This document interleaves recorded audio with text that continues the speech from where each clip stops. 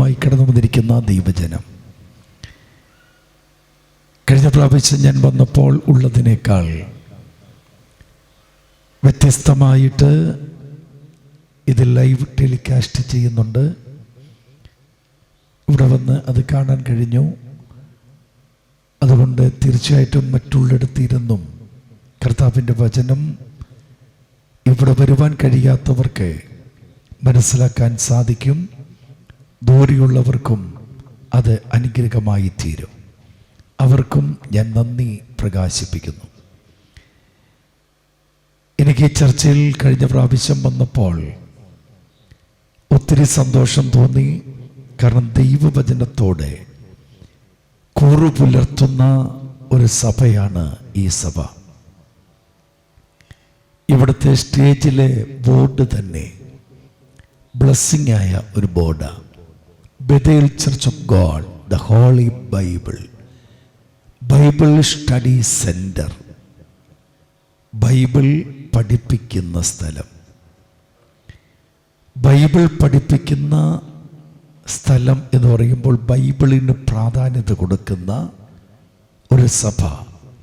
നിങ്ങളുടെ പാസ്റ്ററുടെ വാക്കുകളിൽ കൂടി തന്നെ എനിക്കറിയാം, വചനത്തോടെ നീതി പുലർത്തുന്ന ഒരു അഭിഷക്തനാണ് റസൽ പാസ്റ്റർ. അദ്ദേഹത്തോട് കൂടി ദിവസങ്ങളായിരിക്കുവാൻ കഴിയുന്നതിൽ ഞാൻ സന്തോഷിക്കുന്നു.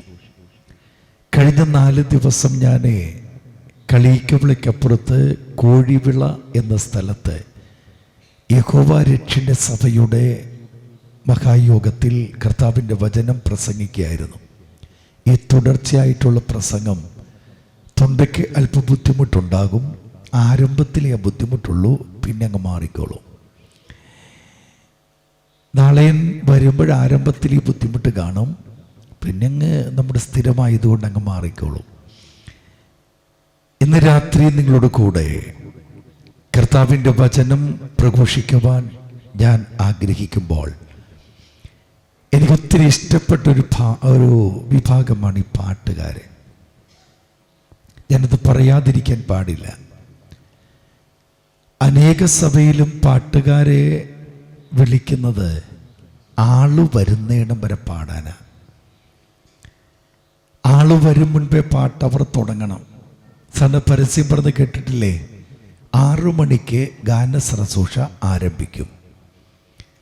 ആ സമയത്ത് ആകെ ഉള്ളതൊരു പക്ഷേ സൗണ്ട് സിസ്റ്റംകാരും പാട്ടുകാരുമായിരിക്കും.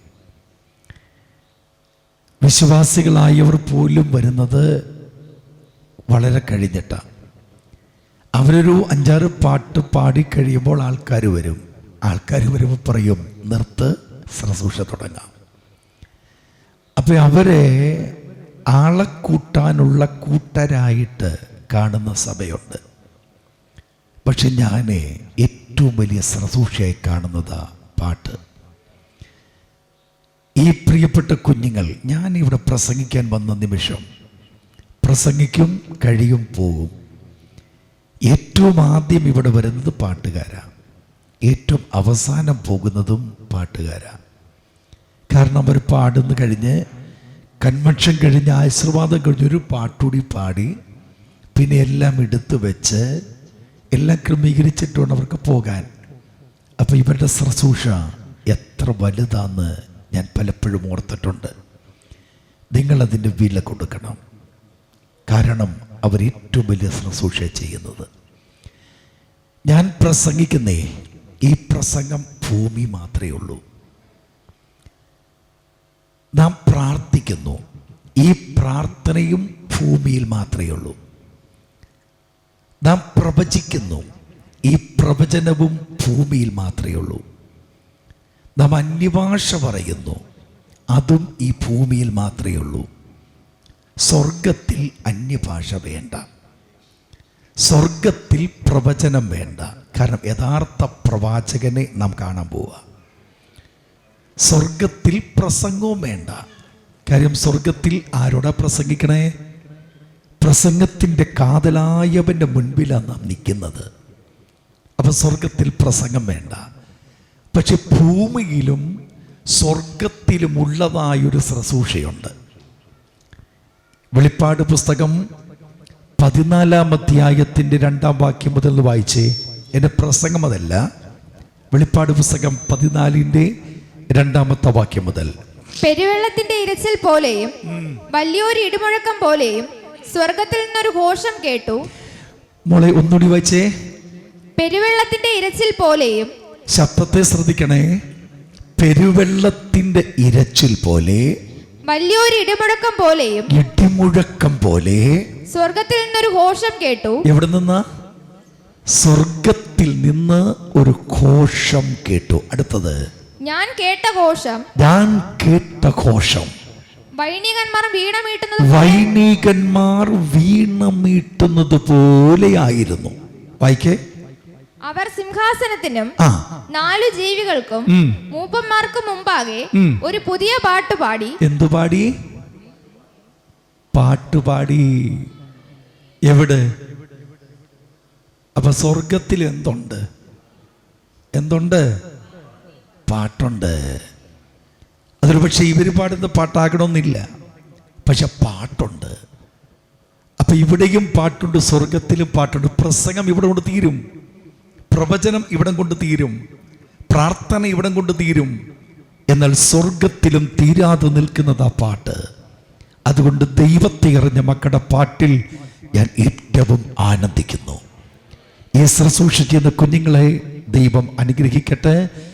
ഇനി ഇൻസ്ട്രുമെന്റ്സ് സ്വർഗത്തിലുണ്ട്. വീണമീട്ടുന്ന പോലെ, തന്ത്രിനാദത്തോടെ. ഇതൊക്കെ സംഗീതത്തിൻ്റെ വൻ ശ്രേഷ്ഠമായ ചലനങ്ങളാണ്. അതുകൊണ്ട് ഗായകരെ, ക്രിസ്തുവിൽ നിൽക്കുന്നവരെ ഞാൻ ഏറ്റവും ബഹുമാനിക്കുന്നു. ദൈവം നിങ്ങളുടെ ശുശ്രൂഷയെ മാനിക്കട്ടെ. ഞാൻ ഇത്രയും പറഞ്ഞ് എന്തിനെന്നറിയാവോ? നാളെ ഒരു പാട്ട് തുടങ്ങുമ്പോൾ നിങ്ങളെല്ലാം എത്തണം. അതിനാണ്. Price the Lord. ഹല്ലേലൂയ. ഇന്ന് രാത്രിയിൽ അല്പസമയത്തെ ചിന്തയ്ക്ക് ആദരമായി വെളിപ്പാട് പുസ്തകം അതിൻ്റെ 5 അധ്യായം, ബുക്ക് ഓഫ് റെവലേഷൻ, വെളിപ്പാട് പുസ്തകം 5 അധ്യായം അതിൻ്റെ 1 മുതൽ 4 വരെയുള്ള വേദവാക്യങ്ങൾ ഒന്ന് വായിക്കാം. ഞാൻ സിംഹാസനത്തിൽ ഇരിക്കുന്നവന്റെ വലം കൈയിൽ അകത്തും പുറത്തും എഴുത്തുള്ളതായി 7 മുദ്രയാൽ മുദ്രയിട്ട ഒരു പുസ്തകം കണ്ടു. ആ പുസ്തകം തുറപ്പാനും അതിന്റെ മുദ്ര പൊട്ടിപ്പാനും യോഗ്യൻ ആരുള്ളൂ എന്ന് അത്യുച്ചത്തിൽ ഘോഷിക്കുന്ന ശക്തനായൊരു ദൂതനെയും കണ്ടു. പുസ്തകം തുറപ്പാനോ നോക്കുവാനോ സ്വർഗത്തിലും ഭൂമിയിലും ഭൂമിക്ക് കീഴിലും ആർക്കും കഴിഞ്ഞില്ല. പുസ്തകം തുറന്നു വായിപ്പാനെങ്കിലും അത് നോക്കുവാനെങ്കിലും യോഗ്യനായി ആരെയും കാണായക കൊണ്ട് ഞാൻ ഏറ്റവും കരഞ്ഞു. വളരെ ശക്തമായ ദൈവവചന ഭാഗമാണ് കർത്താവിൽ വാത്സല്യം മകൾ വായിച്ചു കേൾപ്പിച്ചത്. പാട്ടുകാരെ കുറിച്ച് പറഞ്ഞതുപോലെ തന്നെ ദൈവവചനം വായിക്കുന്ന കുഞ്ഞുങ്ങളെ ഏറ്റവും കൂടുതൽ ഞാൻ ബഹുമാനിക്കുക. കാരണം ബൈബിൾ പറയുന്നൊരു വാക്കുണ്ട്, വായിക്കുന്നവരും വായിച്ച് കേൾപ്പിക്കുന്നവരും കേൾക്കുന്നവരും പ്രമാണിക്കുന്നവരും ഭാഗ്യവാന്മാർ. യേശുക്രിസ്തു ഭൂമിയിൽ ആയിരുന്നപ്പോൾ ദൈവാലയത്തിൽ ചെല്ലും സമയം മുഴുവൻ യേശുക്രിസ്തു ദൈവവചനം വായിക്കുമായിരുന്നു. Price the Lord, praise the Lord. ഇന്ന് ബൈബിൾ വായിക്കാൻ പറയുമ്പോൾ അനേക ദൈവമക്കളും ബൈബിൾ കയ്യിലുണ്ടെങ്കിൽ തുറക്കത്ത് പോലുമില്ല.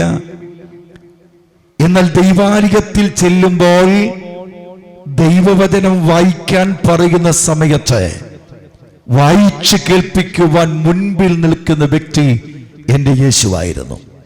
കാരണം വചനം വായിച്ചു കേൾപ്പിക്കുക എന്നത് യേശുവിൻ്റെ കർത്തവ്യമായിരുന്നു. അതുകൊണ്ട് മക്കളെ, വായിച്ച നിന്നെ ദൈവജ്ഞാനത്താൽ നിറയ്ക്കട്ടെ. Praise the Lord, praise the Lord. ഞാൻ വായിപ്പിച്ച വേദവാക്യം വിശുദ്ധ ബൈബിളിലെ വെളിപ്പാട് പുസ്തകത്തിൽ നിന്ന്. കഴിഞ്ഞ പ്രാവശ്യം ഞാൻ ഇവിടെ വന്നപ്പോൾ എന്താ പ്രസംഗിച്ചെന്ന് എനിക്ക് വാസ്തവത്തിൽ ഓർമ്മയില്ല.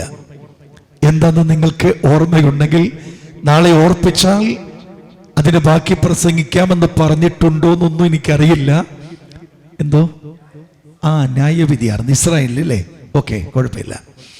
അപ്പോൾ സ്വാഭാവികമായിട്ട് നിങ്ങൾ ദൈവവചനത്തെ മനസ്സിലാക്കിയെന്നും ശ്രദ്ധിച്ചുവെന്നും ഞാൻ മനസ്സിലാക്കിയ ഇന്ന് ഞാൻ ആഗ്രഹത്തോടെ ദൈവഭാഗെ നിങ്ങളോട് കൂടെ ചിന്തിക്കാൻ ആഗ്രഹിക്കുന്നത് വിശുദ്ധ വെളിപ്പാട് പുസ്തകം ആധാരമാക്കിയുള്ള ചിന്തയാണ്.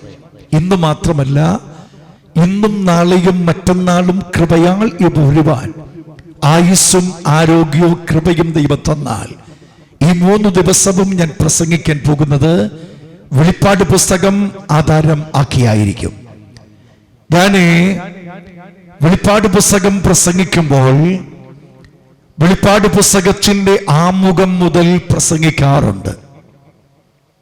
കാരണം വെളിപ്പാട് പുസ്തകം പ്രസംഗിക്കുന്നത് അതിന്റെ ചാലിൽ തന്നെ നിന്ന് പ്രസംഗിച്ചാൽ മാത്രമേ അത് മനസ്സിലാക്കേണ്ട വിധത്തിൽ ജനത്തിന് മനസ്സിലാക്കാൻ പറ്റൂ.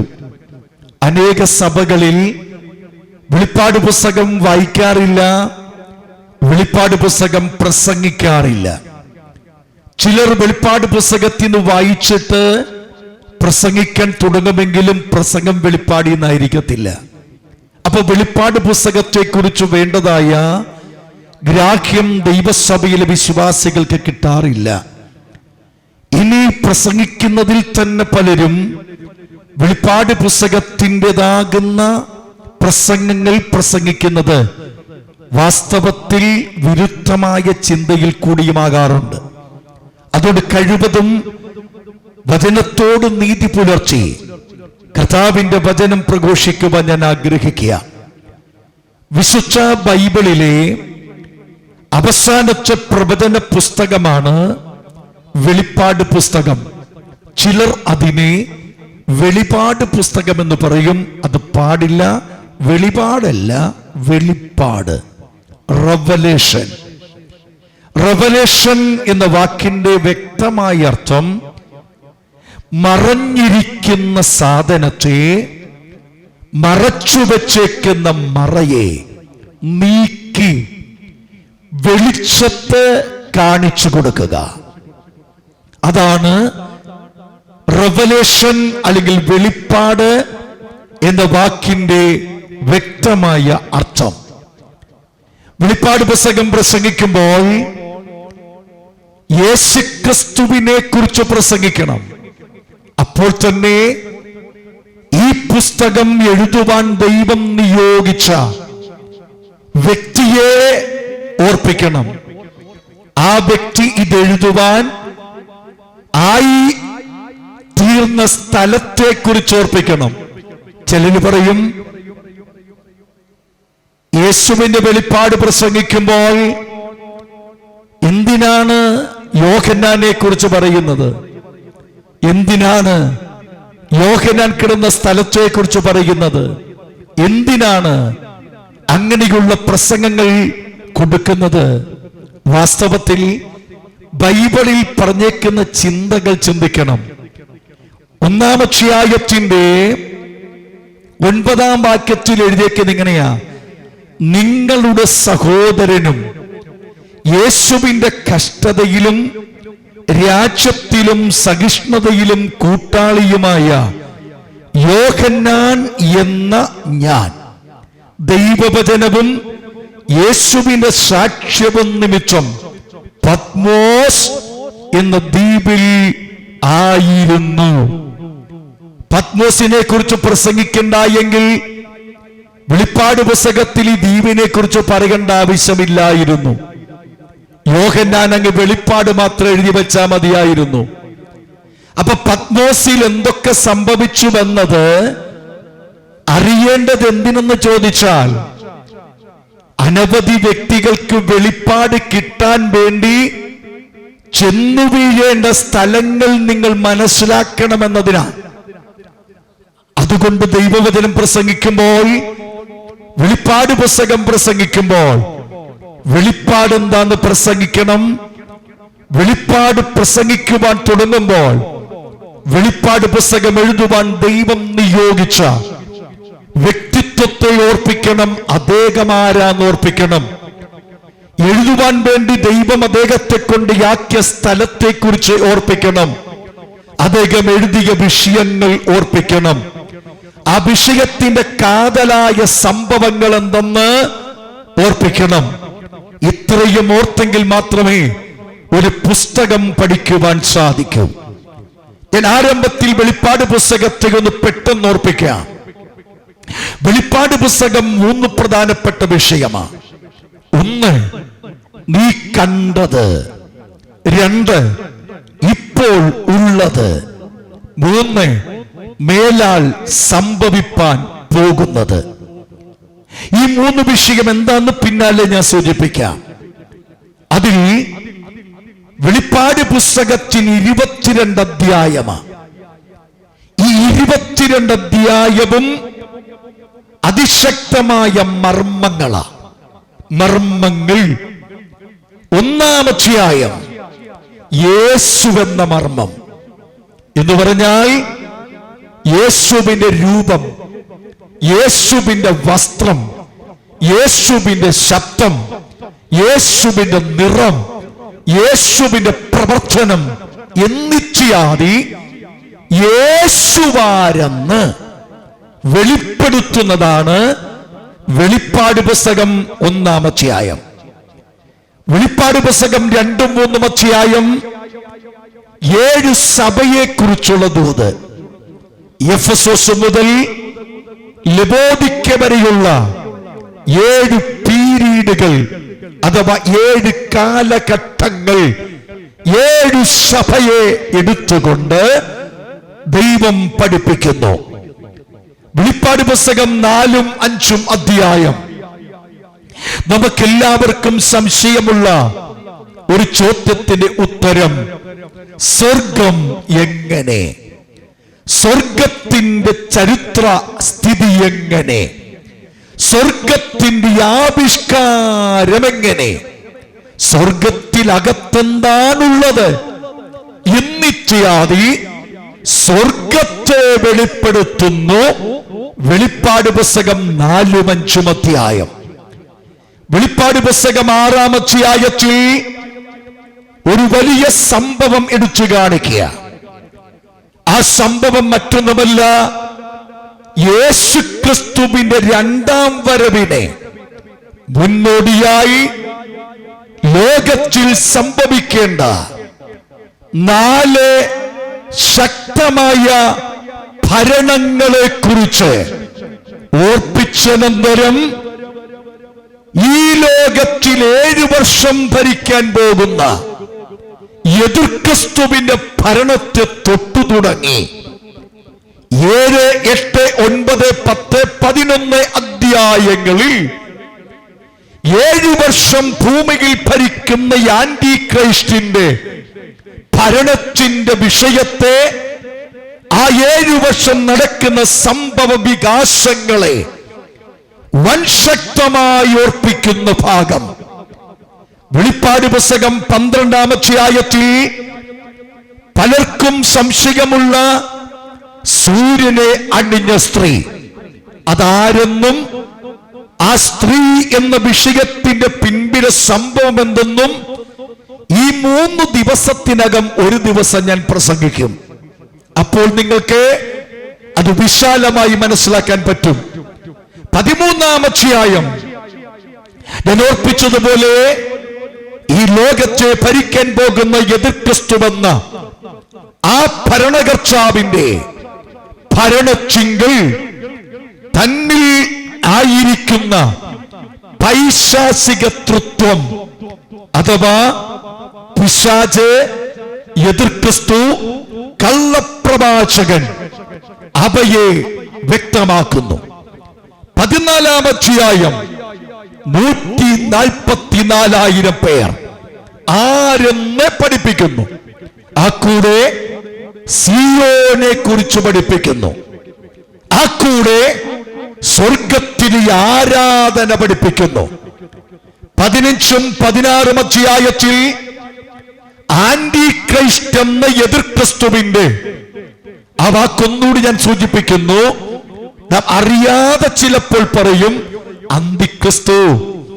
വാസ്തവത്തിൽ അന്തിക്രിസ്തു എന്ന് പറയാൻ പ്രമാണമില്ല. കാരണം അന്തിക്രിസ്തുവല്ല, ആന്റിക്രിസ്റ്റോ എന്ന ഗ്രീക്ക് വാക്കുള്ളത് കൊണ്ട് ആ ഗ്രീക്ക് വാക്ക് സംസാര ശൈലിയിൽ വന്നപ്പോൾ അന്തിക്രിസ്തു എന്ന് പറഞ്ഞുപോയി. അതുകൊണ്ട് അന്തിക്രിസ്തു എന്ന് പറയുന്നതാ. അന്തിക്രിസ്തു എന്നൊരു വാക്കല്ല, ആന്റിക്രൈസ്റ്റ്, അന്തിക്രിസ്റ്റോ. ആന്റിക്രിസ്തു എന്ന് പറഞ്ഞാൽ എതിർ ക്രിസ്തു. അപ്പൊ എതിർ ക്രിസ്തുവിന്റെ ഭരണത്തിൽ 7 വർഷം, ആ 7 വർഷത്തെ അവസാനത്തെ 3.5 വർഷം യാക്കോബിന്റെ കഷ്ടകാലമെന്നും മഹോപദ്രവമെന്നും പേര് പറയപ്പെടുന്നു. ആ കാലഘട്ടത്തിൽ സംഭവിക്കുന്ന വൻ ശക്തമായ സംഭവങ്ങളെ 2 അധ്യായത്തിൽ വെളിപ്പെടുത്തുകയാണ്. വെളിപ്പാട് പുസ്തകം 17-ാം അധ്യായത്തിൽ മഗ്ദിയാം ബാബിലോൺ എന്താണത്, ഏതാണത്? ആ മഗ്ദിയാം ബാബിലോൺ ആരെ കുറിച്ച് പറയുന്നു? ഇവയെ കുറിച്ചുള്ള വിവരണം 18-ാം അധ്യായത്തിൽ മഗ്ദിയാം ബാബിലോൺ എന്ന് കാണുന്നില്ല, ബാബിലോണിന്റെ തകർച്ച. ഇത് രണ്ടും 2 സംഭവമാണ്. 17-ാം അധ്യായത്തിലെ മഗ്ദിയാം ബാബിലോണും 18-ാം അധ്യായത്തിൽ തകർന്നു പോകുന്ന ബാബിലോണും രണ്ടും ഒന്നല്ല, രണ്ടും 2 സംഭവമാണ്, 2 സന്ദർഭമാണ്, 2 സമയത്ത് സംഭവിക്കുന്നതാണ്. അനന്തരം 19-ാം അധ്യായം, 19-ാം അധ്യായത്തിൽ ഒരു വിവാഹം കാണുകയാണ്. ആരാണ് ആ വിവാഹത്തിന്റെ കാന്തൻ? കർത്താവായ യേശു. ആരാണ് ആ വിവാഹത്തിന്റെ കാന്ത? ക്രിസ്തുവിന്റെ സഭയാം മണവാട്ടികൾ. അതാ കുഞ്ഞു പാടിയത് കാന്താതാമസം കണ്ടോ? ആ പാട്ടിന്റെ ഉത്തരം നിവർത്തിയാകുകയാണ്. 19-ാം അധ്യായത്തിൽ കുഞ്ഞാട ക്രിസ്തുവിന്റെ വിവാഹം. ആ വിവാഹം ജഡീക വിവാഹമല്ല. ഞാൻ കല്യാണം കഴിക്കുന്നത് ജഡീക വിവാഹമാണ്. നിങ്ങൾ കഴിച്ച വിവാഹം ജഡീക വിവാഹമാണ്. ആ ജഡീക വിവാഹം കഴിക്കുന്നവർക്ക് സന്തതികൾ ഉണ്ടാകും, അഥവാ ജനറേഷൻസ് ഉണ്ടാകും. ആ വിവാഹത്തിൽ വികാരമുണ്ടാകും. ആ വിവാഹത്തിൽ വിചിന്തനങ്ങളും വിചാരങ്ങളും ഉണ്ടാകും. ഇത് ജഡീക വിവാഹമാ. എന്നാൽ ക്രിസ്തുവും സഭയുമായിട്ടുള്ള വിവാഹം ജഡീകമല്ല, ആത്മീകമാണ്. അതിപ്പോ പറയാൻ സമയമെടുക്കുന്നില്ല. അനന്തരം 20-ാം അധ്യായം, 20-ാം അധ്യായത്തിൽ 2 പ്രധാനപ്പെട്ട വിഷയം. ഒന്ന്, ഈ ലോകത്തിൽ ഒരു അനുഗ്രഹീത ഭരണം സംഭവിക്കും. ഏത് ഭരണമാ? നിങ്ങൾ പാടാറില്ലേ ഓണം വരുമ്പോഴേ? ഓണത്തിന്റെ സീസണിൽ മലയാളക്കരയിലെ മലയാളികൾ ലോകത്തിൽ എവിടെയുണ്ടെങ്കിലും ഓണം ആഘോഷിക്കുന്നവർ പാടുന്ന പാട്ടിൽപ്പെട്ടൊരു പാട്ടുണ്ട്. മാവേലി നാടു വാണിടും കാലം, മനുഷ്യരെല്ലാം ഒന്നുപോലെ ആമോദത്തോടങ്ങു വാണിടും കാലം, ആപത്തങ്ങാർക്കുമൊട്ടില്ലതാനും, കള്ളവുമില്ല ചതിയുമില്ല, എല്ലോളമില്ല പുളിവചനം. ആ പാട്ട് പാടുന്നവർ പോലും അതിന് അർത്ഥം അറിയുന്നില്ലേ? മലയാള ഭാഷയ്ക്ക് 3 കാല: ഭൂതകാലം, വർത്തമാനകാലം, ഭാവികാലം. ഭൂതകാലം എന്താ? കഴിഞ്ഞ കാലം, വന്നിരുന്ന കാലം, കഴിഞ്ഞ കാലം. വർത്തമാനകാലം എന്താ? പ്രസൻസ്, ഇപ്പം നടക്കുന്ന കാലം. ഭാവികാലം എന്താ? വരാൻ പോകുന്ന കാലം. ഇത് മലയാള ഭാഷാകാലമാണ്. ഇനിയ പാട്ട് നോക്കിക്കേ. മാവേലി നാടു വാണിരുന്ന കാലം എന്ന് പറഞ്ഞിരുന്നെങ്കിൽ നിങ്ങൾ ശ്രദ്ധിക്കണം, ഭൂതകാലം.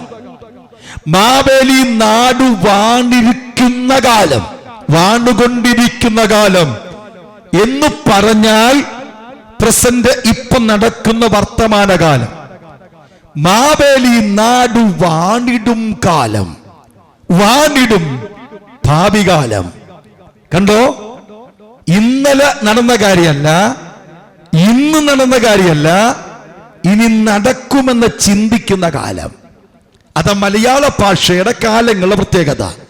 മാവേലി നാടു വാണിരുന്ന കാലം എന്നാണെങ്കിൽ ഓക്കെ, വാണുകൊണ്ടിരിക്കുന്ന കാലമൊക്കെ, വാണിടും കാലം എന്ന് പറഞ്ഞാൽ വാഴാൻ പോകുന്നു, അന്ന് ഉണ്ടാകുമെന്നാണ് അവരറിയാതെ ആണെങ്കിലും പറയുന്നത്.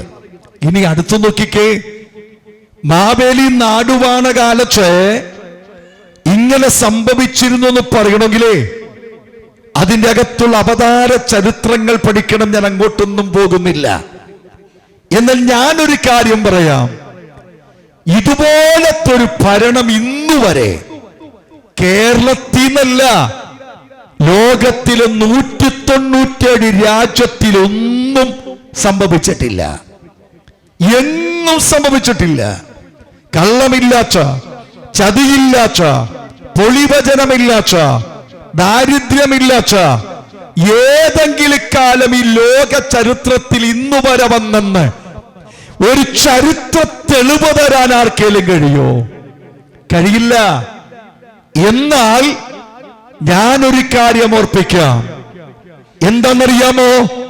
കള്ളമില്ലാച്ച, ചതിയില്ലാച്ച, പൊളിവചനമില്ലാച്ച, പട്ടിണിയില്ലാച്ച, പൈതാകമില്ലാച്ച, പോരാ പോലീസ് സ്റ്റേഷൻ ഇല്ലാച്ച, പോരാ ആശുപത്രി ഇല്ലാച്ച, പോരാ പഞ്ചായത്ത് ഓഫീസ് ഇല്ലാച്ച, പോരാ കള്ളുഷാപ്പില്ലാച്ച, മദ്യശാലയില്ലാച്ച, ബീഡിക്കടയില്ലാച്ച, ഒരുവിധമായ പാപങ്ങളുമില്ലാച്ച, വേശ്യാലയമില്ലാച്ച, പിടിച്ചുപറികളില്ലാച്ച, കുലപാതകങ്ങളില്ലാച്ച, തീവ്രവാദമില്ലാച്ച ഒരു ഭരണം ഈ ലോകത്തിൽ വരാൻ പോകുകയാണ്. ആ ഭരണമേത്? ആ ഭരണത്തിന്റെ പേരാ ഒരു രാജാവ് നീതിയോടെ വാഴും, അവന്റെ പ്രഭുക്കന്മാർ ന്യായത്തോടെ അധികാരം നടത്തും. ആ നാളേതാ? വെളിപ്പാട് പുസ്തകം 20-ാം അധ്യായത്തിന്റെ ആരംഭത്തിൽ കാണുന്ന 1000 ആണ്ടുവാഴ്ച, സഹസ്രാബ്ദ വാഴ്ച. അന്ന് ഈ ഭൂമിയിൽ ഇല്ലാത്ത എന്നുണ്ട്. ആ ഇല്ലാത്തതിന്റെ പേര് പിശാച്. പിശാചില്ല, സാത്താനില്ല. പിശാചും സാത്താനും ഇല്ലെങ്കിൽ മദ്യശാലയില്ല. പിശാചും സാത്താനും ഇല്ലെങ്കിൽ കള്ളുഷാപ്പില്ല. കള്ളുഷാപ്പില്ലെങ്കിൽ കുടിയന്മാരില്ല. കുടിയന്മാരില്ലെങ്കിൽ അടിപിടിയില്ല. അടിപിടിയില്ലെങ്കിൽ പോലീസ് വേണ്ട. അപ്പൊ ക്രമസമാധാനത്തിന് പ്രശ്നമില്ലാച്ച, അടിപിടിയില്ലാത്ത കേസില്ലാച്ച, ഒരുവിധമായ പ്രശ്നവുമില്ലാച്ച, പരസ്പരം അങ്ങോട്ടും ഇങ്ങോട്ടും കടിച്ചു കീറുന്ന മൃഗങ്ങളില്ലാച്ച, സമയമുണ്ടെങ്കിൽ അടുത്ത ദിവസങ്ങളിൽ സഹസ്രാബ്ദ വാഴ്ചയെ കുറിച്ച് പ്രസംഗിക്കാൻ കിട്ടിയാൽ, സമയം കിട്ടിയാൽ അന്ന് കൂടുതൽ സൂചിപ്പിക്കാം. സിംഹവും ആടും തമ്മിൽ ഒരുമിച്ച് പാർക്കുന്ന, ഇന്ന് സിംഹത്തിന് തിന്നാൻ ഇറച്ചി വേണം, എന്നാൽ 1000 ആണ്ട് വാഴ്ചയിൽ സിംഹവും കാളയെപ്പോലെ പുല്ല് തിന്നുന്ന കാലം എന്ന് പറഞ്ഞാൽ വൈരാഗ്യമില്ലാച്ച, പരസ്പരം പോരില്ലാച്ച, 150 ദിവസം നോഹയുടെ പെട്ടകത്തിൽ മൃഗങ്ങൾ ഒരുമിച്ച് പോരടിക്കാതെ പാർത്തതുപോലെ 1000 വർഷം ഭൂമിയിൽ ഒരു ഭരണം നടക്കുമെന്ന് വെളിപ്പെടുത്തുന്ന വെളിപ്പാട് ഭാഗമാണ് വെളിപ്പാട് പുസ്തകം 20-ാം അധ്യായം ആരംഭം. ഹല്ലേലൂയ. 2-ാം ഭാഗം 20-ാം അധ്യായത്തിന്റെ 2-ാം ഭാഗം ഇന്നുവരെ ലോകം കണ്ടിട്ടില്ല. ഇന്ന് വരെ ഈ ലോകം ദർശിച്ചിട്ടില്ലാത്ത ഒരു മഹാ ന്യായവിധി നടക്കും. ആ ന്യായവിധിയുടെ പേര് അന്ത്യന്യായവിധി, വെള്ള സിംഹാസന വിധി. അതും ഇപ്പോൾ വിടുകയാ. അത് കഴിയുമ്പോൾ 21-ാം അധ്യായം, 21-ാം അധ്യായത്തിൽ 3 പ്രധാനപ്പെട്ട വിഷയം. ഒന്ന്, നമ്മുടെ തലയ്ക്ക് മുകളിൽ കാണുന്ന ആകാശം മാറി പുതിയ ഒരാകാശം വരും. അത് ചരിത്രമായി, സയന്റിഫിക്കായി അതിന് ചിന്തകൾ തരണം. ഇപ്പൊ സമയമെടുക്കുന്നില്ല. 2, ഈ ഭൂമി മാറി പുതിയ ഒരു ഭൂമി വരും. 3, ഒരു കൂട്ടർക്കും ക്രിസ്തുവിനും ഒരുമിച്ച് പാർക്കാൻ ഒരു പുതിയ സ്ഥലമുണ്ടായി വരും. ആ സ്ഥലത്തിന്റെ പേര് പുത്തൻ യെരൂശലേം. ഈ 3 വിഷയത്തെ വിവരിക്കുന്ന ഭാഗമാ വെളിപ്പാട് പുസ്തകം 21-ാം അധ്യായം. വെളിപ്പാട് പുസ്തകം 22-ാം അധ്യായം സ്വർഗീയ നിത്യത. ആ നിത്യതയെ സൂചിപ്പിച്ചുകൊണ്ട് ആമേൻ പറഞ്ഞ് അവസാനിപ്പിക്കുന്ന പ്രവചന പുസ്തകമാണ് വെളിപ്പാട് പുസ്തകം. ഈ പുസ്തകത്തെ കരത്തിൽ പിടിക്കുവാൻ ഭാഗ്യം ലഭിച്ച ദൈവമക്കൾ ആ കരമടിച്ചൊന്ന് ദൈവത്തെ സ്തുതിച്ചേ. Price the Lord. ഇപ്പൊ ഏകദേശം വെളിപ്പാട് പുസ്തകത്തിന്റെ ഒരു ആമുഖങ്ങൾ നിങ്ങളുടെ മനസ്സിൽ പതിഞ്ഞുവെന്ന് ഞാൻ വിശ്വസിക്കുക.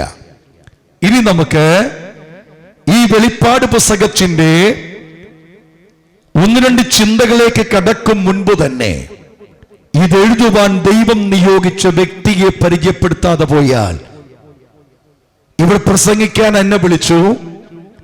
എന്നെ പ്രസംഗിക്കാൻ വിളിച്ചിട്ട് റസൽ പാസ്റ്റർ എഴുന്നേറ്റ് പാട്ട് പാടിയിട്ട് ഇനി പ്രസംഗിക്കും, അല്ലെങ്കിൽ പ്രസംഗമുണ്ട് എന്ന് പറഞ്ഞാൽ, സത്യം പറഞ്ഞാൽ നിങ്ങൾ ചോദിക്കും, പ്രസംഗിക്കാൻ വിളിച്ച വ്യക്തിയെ എന്താ ഒന്ന് പരിചയപ്പെടുത്താത്തത്? സ്വാഭാവികമായി ചോദിക്കും. ഇതുപോലെ ഈ പുസ്തകം എഴുതാൻ ദൈവം നിയോഗിച്ച ഒരു വ്യക്തിയുണ്ട്. ആ വ്യക്തിയെ പരിചയപ്പെടുത്താതിരിക്കാൻ പറ്റുമോ? പറ്റില്ല. ആരാണ് ഈ പുസ്തകം എഴുതുവാൻ ദൈവത്താൽ നിയോഗിക്കപ്പെട്ട വ്യക്തി? ആരാ? യോഹന്നാൻ. വെളിപ്പാട് യോഹന്നാന്റെ അല്ല, യേശുക്രിസ്തുവിന്റെയാ.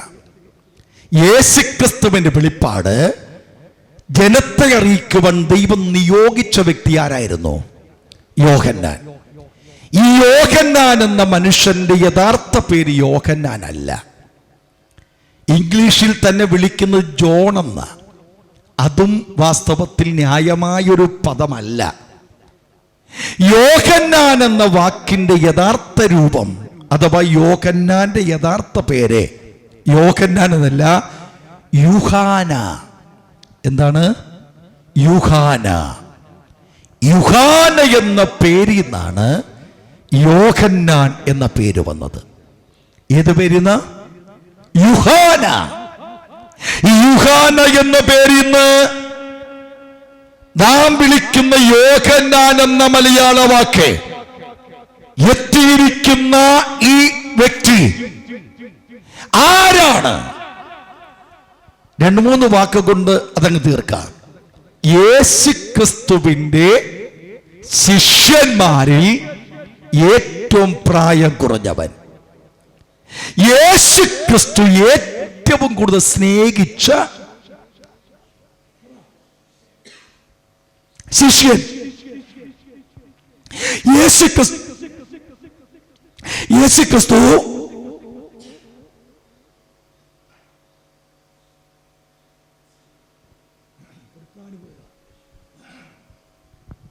യേശുക്രിസ്തു അതങ്ങുള്ളിപ്പോയി. യേശുക്രിസ്തു ഏറ്റവും കൂടുതൽ സ്നേഹിച്ച പറ, ബൈബിൾ പറ. സ്റ്റഡി എന്ന് പറഞ്ഞ എന്തുവാ? പഠനമാ. പഠിപ്പിക്കുമ്പോൾ സാറിങ്ങനെ പഠിപ്പിച്ചുകൊണ്ടിരുന്നാൽ മതിയോ?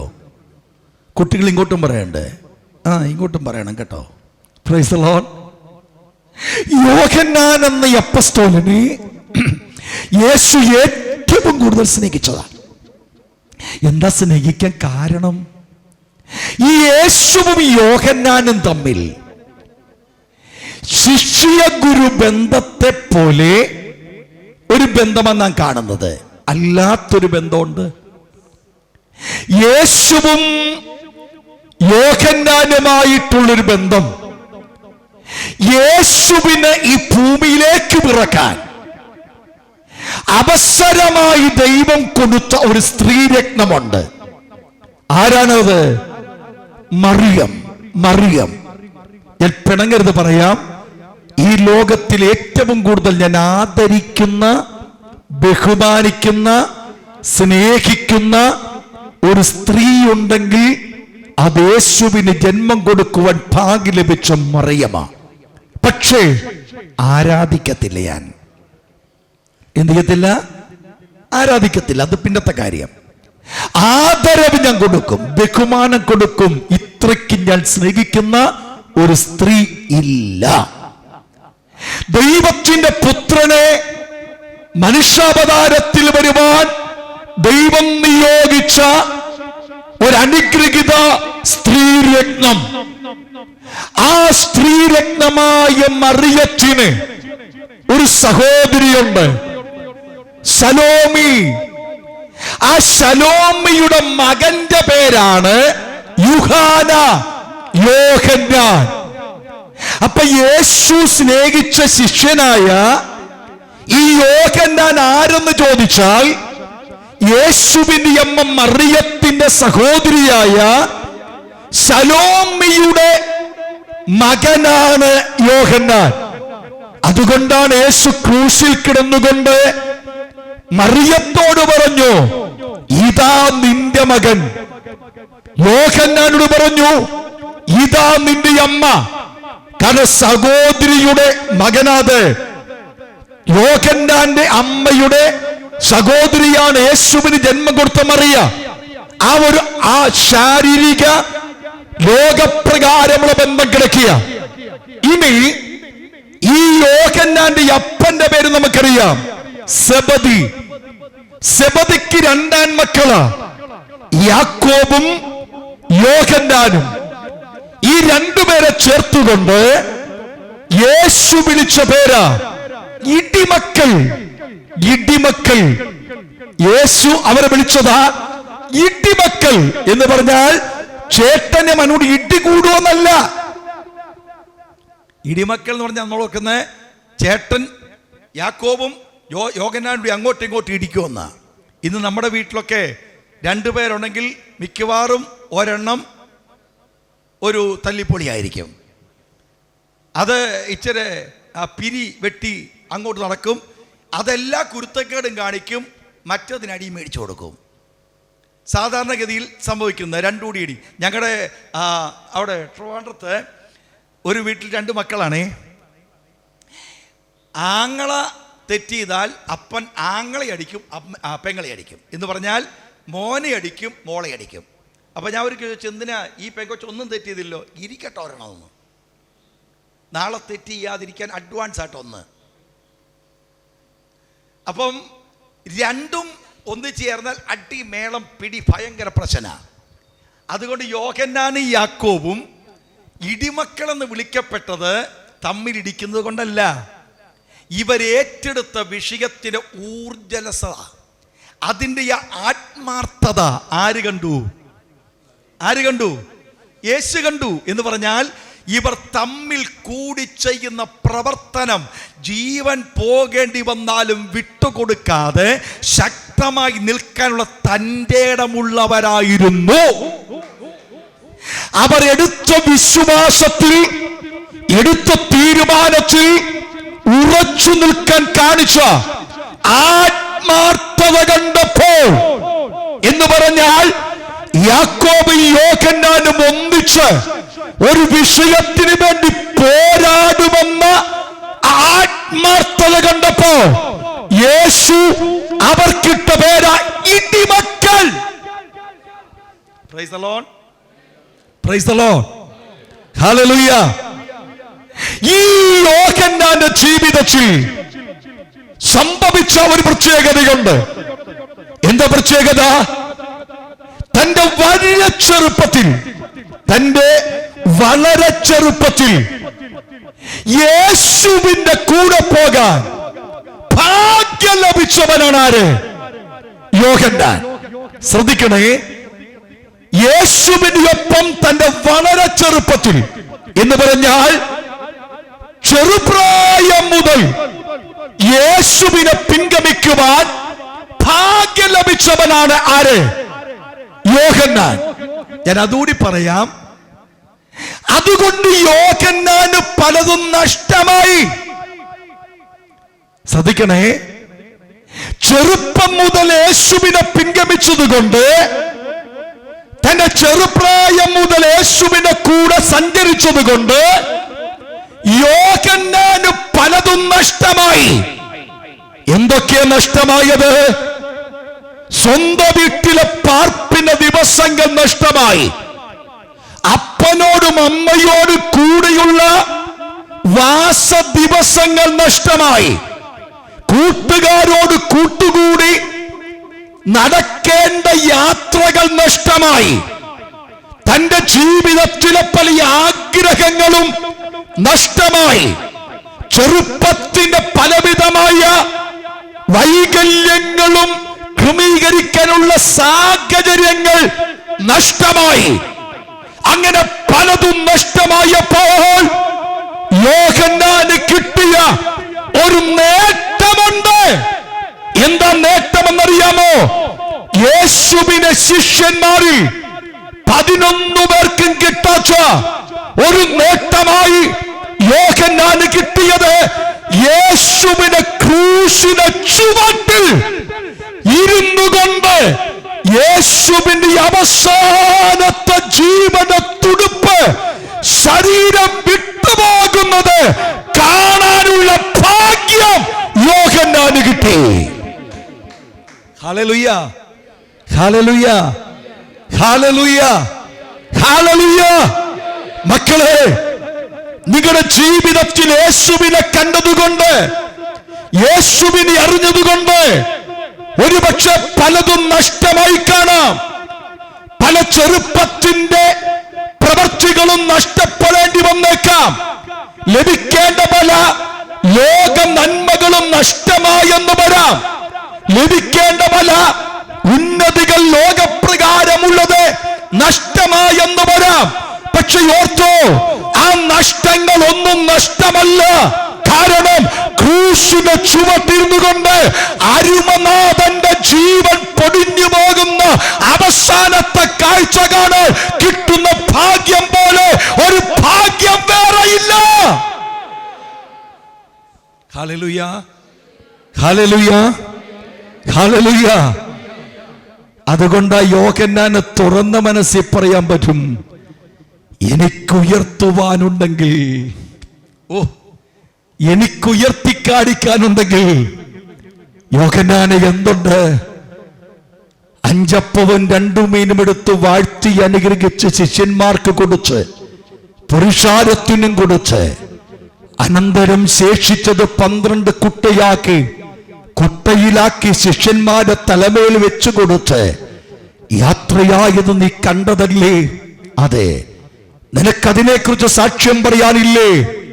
അവൻ പറയും, 5 അപ്പവും 2 മീനും വാഴ്ത്തി നുറുക്കി 1000 പോഷിപ്പിച്ച ആ സാക്ഷ്യം എനിക്ക് പറയാനുണ്ട്. പക്ഷേ അതിനേക്കാൾ എനിക്കിഷ്ടം എന്താ യോഹന്നാനെ? പിന്നെ പത്രോസിന്റെ അമ്മായിയമ്മ പനി പിടിച്ചു ദീനത്തിൽ മരണത്തോട് മല്ലടിച്ചു. ജ്വരപ്പനി.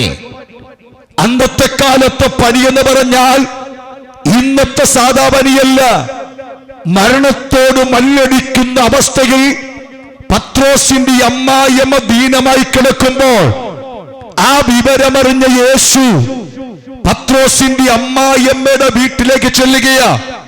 ചെല്ലുമ്പോൾ യോഹന്നാൻ കൂടെയുണ്ട്.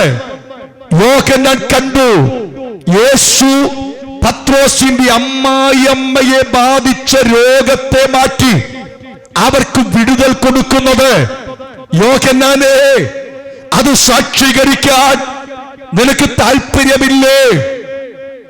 യോഹന്നാൻ പറയും, ഞാനത് കണ്ണാൽ കണ്ടതാ, പക്ഷെ അതെനിക്ക് താല്പര്യമില്ല. ഈ യോഹന്നാനേ, പെരുത്ത മീൻകൂട്ടം കയറി വല കീറുമാറായ കാഴ്ച നീ കണ്ടതല്ലേ? അതെ, അതിനെക്കുറിച്ച് സാക്ഷ്യം പറയാൻ താല്പര്യമില്ലേ? യോഹന്നാൻ പറയുമില്ല.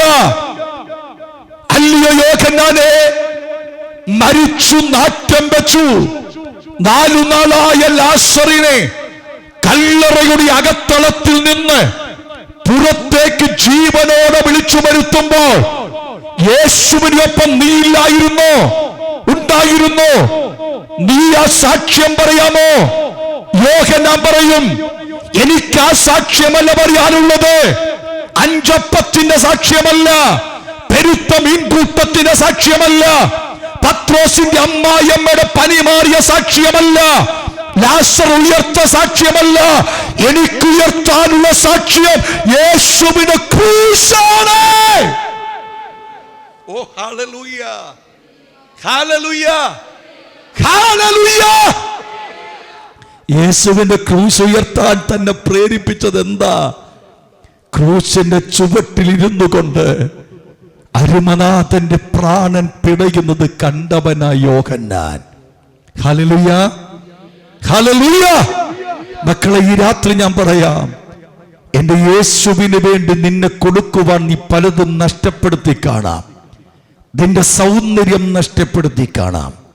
ചില പറയത്തില്ലേ, പെന്തക്കോസിൽ വന്നു കഴിഞ്ഞാൽ താലിമാലയൊക്കെ ഊരണം, ഇതൊക്കെ അഴിച്ച് കളയണം, ഇതൊക്കെ കളഞ്ഞിട്ട് പിന്നെ നടക്കുന്ന കാണുമ്പോൾ കഞ്ഞി കുടിക്കാൻ മാർഗമില്ലാത്തവരെന്ന് കളിയാക്കൂലേ? നിങ്ങളുടെ ആലയം ഇത് നല്ല ആലയം, ചില വേർപെട്ട ദൈവമക്കളുടെ ആലയം മെഴുകിയ തറ 3-4 ഓല വെച്ച് മറച്ചത്, നാണമില്ലേ അവിടെ പോയിരിക്കാൻ എന്നൊക്കെ ചോദിച്ച് കളിയാക്കുന്നവരുണ്ട്. എന്തിനെ? ഒരു കാലത്ത് പെന്തക്കോസിലേക്ക് വന്നവരെ ബന്ധുക്കൾ വീട്ടിൽ വിളിച്ചു കയറ്റാത്തവരുണ്ട്, സ്വന്തക്കാരുടെ കല്യാണത്തിന് വിളിക്കാത്തതുണ്ട്. കാരണം ഒരു നാണക്കേടായി കഴിഞ്ഞ കാലമുണ്ട്. എന്നാൽ തിരിഞ്ഞു, ഇന്ന് പെന്തക്കോസുകാരെ പോലെ മാനിക്കപ്പെടുന്നവർ വേറെ ഇല്ല. നിന്നെ അപമാനിച്ച വീടുകൾക്ക് മൊത്തം നീ ഒരു കാരണക്കാരനായി മാറി അനുഗ്രഹത്തിന്. അപ്പൊ ദൈവം മാനിച്ചു, അത് മറ്റൊരു കാര്യം. പക്ഷെ ഒത്തിരി നിന്ദകൾ നാം വാങ്ങിച്ചിട്ടുണ്ട്, ഒത്തിരി അപമാനം വാങ്ങിച്ചിട്ടുണ്ട്, ഒത്തിരി പരിഹാസങ്ങൾ വാങ്ങിച്ചിട്ടുണ്ട്. എന്നാൽ ഓർത്തോ, ഇതൊക്കെയും ഒരു നന്മയ്ക്ക് വേണ്ടിയായിരുന്നു. ഓ, praise the Lord, praise the Lord, praise the Lord, ഹല്ലേലൂയ. ഇനി ഞാന് ഈ യോഹന്നാനാൽ കർത്താവായ ദൈവം വെളിപ്പെടുത്തി കൊടുത്ത വെളിപ്പാട് പുസ്തകത്തിന്റെ 1-2 ആശയം ഇന്ന് രാത്രി അവസാനിപ്പിക്കാം. അതിൽ നാം വായിച്ച വേദഭാഗത്തേക്ക് വരാൻ പോകുക. ഈ യോഹന്നാന് ദൈവം വെളിപ്പെടുത്തിയ അനുഗ്രഹീത വെളിപ്പാട് പുസ്തകം 5-ാം അധ്യായമാണ് നാം വായിച്ചത്. അവിടെ വരുമ്പോൾ വായിച്ച വാക്യം എങ്ങനെയാ? ഞാൻ സിംഹാസനത്തിൽ ഇരിക്കുന്നവന്റെ വലങ്കയിൽ അകത്തും പുറത്തും എഴുത്തുള്ളതായി, വായിച്ച മോളെ, അകത്തും പുറത്തും എഴുത്തുള്ളതായി 7 മുദ്രയാൽ മുദ്രയിട്ടിരിക്കുന്ന ഒരു പുസ്തകം കണ്ടു. ആ പുസ്തകം തുറപ്പാനും അതിന്റെ മുദ്ര പൊട്ടിപ്പാനും യോഗ്യനാരുള്ളൂ എന്ന് അത്യുച്ചത്തിൽ ഘോഷിക്കുന്ന ശക്തനായ ഒരു ദൂതനെയും കണ്ടു. പുസ്തകം തുറപ്പാനോ നോക്കുവാനോ സ്വർഗത്തിലും ഭൂമിയിലും ഭൂമിക്ക് കീഴിലും ആർക്കും കഴിഞ്ഞില്ല. ഇനി അതിന് 5-ാമത്തെ വാക്യം വായിച്ചേ. 5-ാമത്തെ വാക്യം. അപ്പോൾ മൂപ്പന്മാരിൽ ഒരുത്തൻ എന്നോട് കരയേണ്ട, യഹൂദാ ഗോത്രത്തിലെ സിംഹവും ദാവീദിന്റെ വേരുമായവൻ പുസ്തകവും അതിന്റെ 7 മുദ്രയും തുറപ്പാൻ തക്കവണ്ണം ജയം പ്രാപിച്ച ചേർച്ചിരിക്കുന്നു. ഇനി നിങ്ങൾ എന്നെ അല്പനേരം ശ്രദ്ധിക്കണം. വെളിപ്പാട് പുസ്തകം 5-ാം അധ്യായത്തിൽ യോഹന്നാൻ എന്ന മനുഷ്യൻ പത്മോസ് എന്ന ദ്വീപിൽ നാടുകടത്തപ്പെട്ട് ചെല്ലപ്പെട്ടപ്പോൾ ആത്മവിവശതയിൽ ദൈവത്തിന്റെ സന്നദ്ധിയിലായിരിക്കുമ്പോൾ കാണുന്ന വെളിപ്പാടാണ് വെളിപ്പാട് പുസ്തകത്തിൽ ചേർത്തിരിക്കുന്നത്. അങ്ങനെ ചേർത്തപ്പോൾ താൻ കാണുക, ആ വാക്ക് കണ്ടോ, സിംഹാസനത്തിൽ ഇരിക്കുന്നവന്റെ വലങ്കയിൽ. ഈ സിംഹാസനം എന്താ? സിംഹാസനത്തിൽ ഇരിക്കുന്നവനാരാ? ഇതറിയണമെങ്കിൽ 5-ാം അധ്യായത്തിൽ ഒന്നുകൂടി പിറകോട്ട് പോകണം. പിറകോട്ട് വരുമ്പോൾ 4-ാം അധ്യായം അതിന്റെ 1-ാം വാക്യം, അനന്തരം എന്താ വായിക്കുന്നത്? സ്വർഗ്ഗത്തിൽ ഒരു വാതിൽ തുറന്നിരിക്കുന്നത് ഞാൻ കണ്ടു എന്ന് പറഞ്ഞാൽ സ്വർഗത്തിലെ വാതിൽ തുറന്നിരിക്കുന്ന കാഴ്ച യോഹന്നാൻ കണ്ടു. ബൈബിളിൽ സ്വർഗം തുറന്നു കണ്ട പലരെ കുറിച്ച് പറഞ്ഞിട്ടുണ്ടെങ്കിലും സ്വർഗം തുറന്നു കണ്ടതിന് സാക്ഷിയായി ഉയർത്തിക്കാണിക്കാൻ കഴിഞ്ഞ 2 പേരുണ്ട്. ഒന്ന് സ്തേഫാനോസ്. ഒന്നാരാണ്? സ്തേഫാനോസ്. നിങ്ങൾ പെന്തക്കോസ്തുകാർ എത്ര പേരുണ്ട് ഇതിനകത്ത്? ഒന്ന് കൈപൊക്കിക്കേ. ഈ പെന്തക്കോസ്തുകാർ ആരാധനയ്ക്ക് ഇരുന്നാൽ ഇടയ്ക്ക് ഒരു സ്തോത്രമൊക്കെ പറഞ്ഞുകൊണ്ടിരിക്കണം. എന്ത് പറഞ്ഞുകൊണ്ടിരിക്കണം? നിങ്ങൾ ഒരു സ്തോത്രം പറഞ്ഞാൽ ഞാൻ പ്രസംഗിക്കും. കാരണം ഞാൻ പ്രസംഗം പഠിക്കാനായിട്ട് പോയത്, അഥവാ ദൈവവചനം പഠിക്കാൻ പോയത് ബ്രദറൻ സഭയില എന്ന് പറഞ്ഞാൽ അന്യഭാഷയെ എതിർക്കുന്ന, അതില്ല എന്ന് പഠിപ്പിക്കുന്ന ബ്രദറൻ സഭയില. അവരുടെ കോളേജുകളാണ് പഠിക്കാൻ പോയത്. ഒത്തിരി അടുത്ത് പോയി പഠിച്ചു. ആ കൂട്ടത്തിൽ അറിയാവുന്ന ദൈവസമാർക്കറിയാം, ബൈബിൾ ഇതുപോലെ പഠിപ്പിക്കുന്ന ഒരു വിഭാഗം വേറെയില്ല.